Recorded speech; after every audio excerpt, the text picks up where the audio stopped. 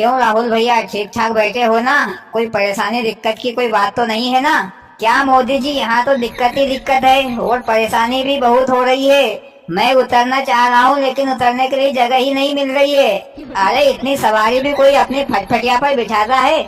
और ऊपर से तुमने अपनी फटफटिया में डंडा बांध दिया है और सबके लास्ट में मेरे को बिठा दिया है और पूछ रहे हो कि कोई परेशानी दिक्कत तो नहीं है। भैया तुम तो मेरे को यहीं पर उतार दो। अरे ऐसे कैसे उतार दूं, पहले शहर तो छोड़ दूं और किराया वसूल कर लूं, इसके बाद में उतार दूंगा। अरे गाड़ी में पेट्रोल तो उतना ही लगेगा। अरे मैं तो ये भी सोच रहा हूँ, एक डंडा और बांध देता हूँ गाड़ी में तो और 10 सवारी और बिठा दूंगा तो बड़ी तगड़ी कमाई हो जाएगी। मोदी जी तुम तो मेरे से किराया ले लो लेकिन मेरे को तुम तो यहीं पर उतार दो। मेरे को नहीं जाना शहर। ओबीसी जी मैं फ्री में किसी से किराया नहीं लेता, पहले शहर के दर्शन कर लेना फिर किराया ले लूंगा।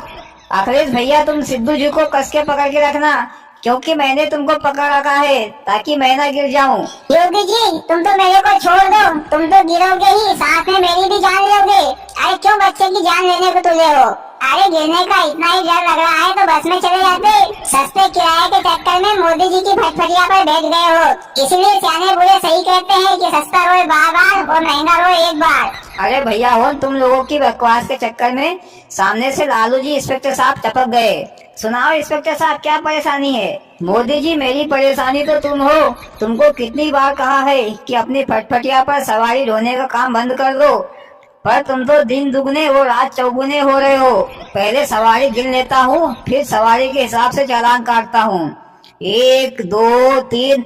बस करो इंस्पेक्टर साहब, कहाँ तक गिनती लगाओगे? कुछ मांडवाली कर लेते हैं। तुम मेरे को रिश्वत देने की बात कर रहे हो, पर मैं बिकाऊ नहीं हूँ। मैं सवारी की गिनती के हिसाब से चालान काटूंगा। इंस्पेक्टर साहब मैं बता देता हूँ कि इस गाड़ी में कितनी सवारी है। इस गाड़ी में मोदी जी को मिलाकर कुल 8 सवारी है।